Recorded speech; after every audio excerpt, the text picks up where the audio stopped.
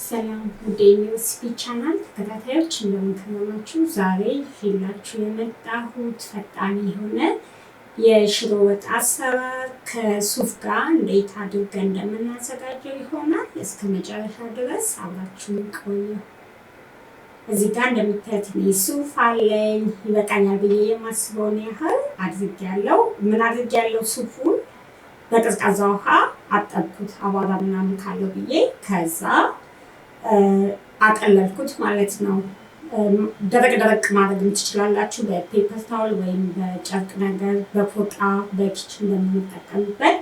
ከዛ ምንድነው እያደረኩ ያለሁት የጋለ መጥበሻ ላይ በማድረግ እንደምታዩት ሱፉን እየቆላሁት ነው ያለሁት እና ልክ ከለሩ ይህንን ሲመስል እናወጣውና እንዲቀዘቅዝ እናደርገዋለን። ከለሩ በጣም መጠንቀቅ አለባችሁ። ማለት ቀይ እስኪሆን አይደለም፣ ትንሽ ከለሩ ለወጥ ሲያደርግ በዛ ጊዜ ላይ እናውጣዋለን። ከዛ እዚህ ጋር ደግሞ ምንድነው እያደረኩ ያለሁት መጥበሻ ላይ ሽንኩርቱን በራሱ ውሃ እያበሰልኩት ነበር ያለሁት። ከዛ ምን ጨመርኩ? ዘይት አደረኩ። እኔ የተጠቀምኩት ሽንኩርት አንድ መካከለኛ የሚሆን ሽንኩርት ነው። ዘይት አነሳ አድርጌ ነው ያደረኩት። ያው ሱፉም ዘይትነት ስለሚኖረው፣ ግን እናንተ ከፈለጋችሁ ዘይት አለማድረግ ትችላላችሁ። ከዛ አሁን ቲማቲም ጨምራለሁ። የተጠቀምኩት 2 አነስ ያለ ቲማቲም ነው። ደቀቅ አድርጌ ያው ከትፌዋለሁ እና እሱን እናደርጋለን። ያው ቲማቲሙን መፍጨትም ትችላላችሁ እንደየፍላጎታችሁ። እና ቲማቲሙን እያበሰልኩት ነው ያለሁት። ቲማቲሙ ከበሰለልኝ በኋላ ምንድነው ያደረኩት? ምጥን ሽሮ አደርግና ያው ምንም ውሃ ነገር አልጨመርኩም። ከዛ ሽሮውን እንደምታዩት ከነሰነስን በኋላ በደንብ አድርገን ያው ጓጓላ ምንም እንዳይኖረው እዚህ ጋር በደንብ አድርገን ሽሮውን በእንደዚህ አይነት መልኩ እናበስለዋለን። የገለባበጥን ስናበስለው ቶሎ ይበስልልናል። በእንደዚህ አይነት መልኩ ያው ሽሮ ስትሰሩ ቶሎ የመብሰል ነገር አለው። ከዚህ በፊትም ቆየት ቢልም በዚህ በዩቲዩብ ቻናሌ ላይ በእንደዚህ አይነት መልኩ ይዤ መጥቻለሁ። የሽሮን አሰራር ማለት ነው። በሱፍ ሳይሆን እንደዚሁ ፈጣን ሽሮ እንዴት መስራት እንደሚቻል። እንደምታዩት ሽሮን እያበሰልኩት ነው ያለሁት። እዚህ ጋር እየበሰለ ሲሄድ ከለሩ ራሱ ቀየር ይላል። እዚህ ጋር ደግሞ አንድ ለነገራችሁ የምፈልገው ነገር ቢኖር ምጥን ሽሮ ካልሆነ የምትጠቀሙት ቀድማችሁ በርበሬ ማቁላላታችሁን እንዳትረሱ። አሁን የሱፍ ውሃ ያቀለልኩትን አደረኩበት። ምንድነው ያደረኩት እዚህ ጋር? ያው ሱፉን ምን እናደርጋለን ከቀዘቀዘ በኋላ እኔ የቡና መፍጫ ሳይሆን የቅመማ ቅመሞች መፍጫ አለ ለብቻው፣ የቡና መፍጫ የሚመስል ማለት ነው።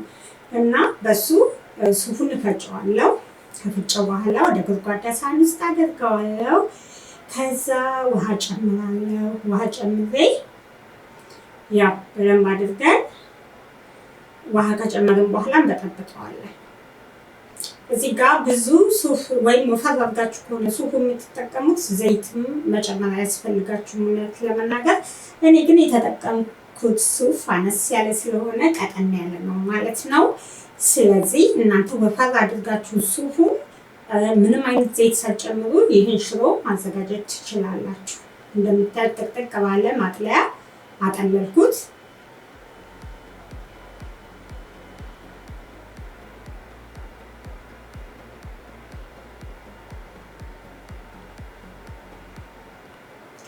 በደንብ ካጠለልን በኋላ ያው ሱፉን ውሃ በአንድ አልጨምርም፣ ትንሽ ትንሽ እያደረግን ነው እዚህ ጋር ማድረግ ያለብን። ወይም ሱፉን ማፍላት ትችላላችሁ እንዲቀልላችሁ። የሽሮ አሰራር ሱፉን ማፍላት ከዛ ወደ ሽሮ ውስጥ መጨመር ይቻላል። እንደዛ ሲሆን የሚወስደው ጊዜ ይቀንሳል።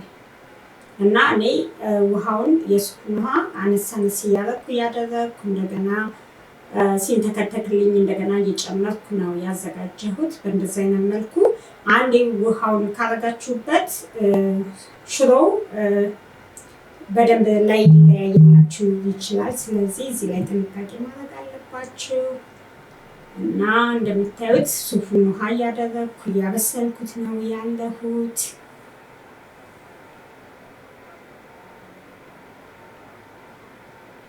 እና በደንብ ተደርጎ እንዲንተከተክ እናደርገዋለን።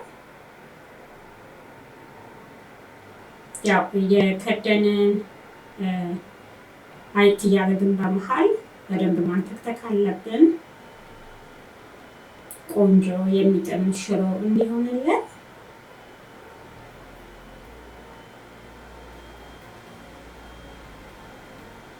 ትክትክ እያለ ሲሄድ ራሱ በቃ ጣዕሙ ሽታው ቃናው ደስ ይላል። እና በሱፍን በእንደዚህ አይነት መልኩ በማድረግ ያው ሽሮ ወጥም መስራት ይቻላል። እርግጠኛ ነኝ በጣም ትወዱታላችሁ።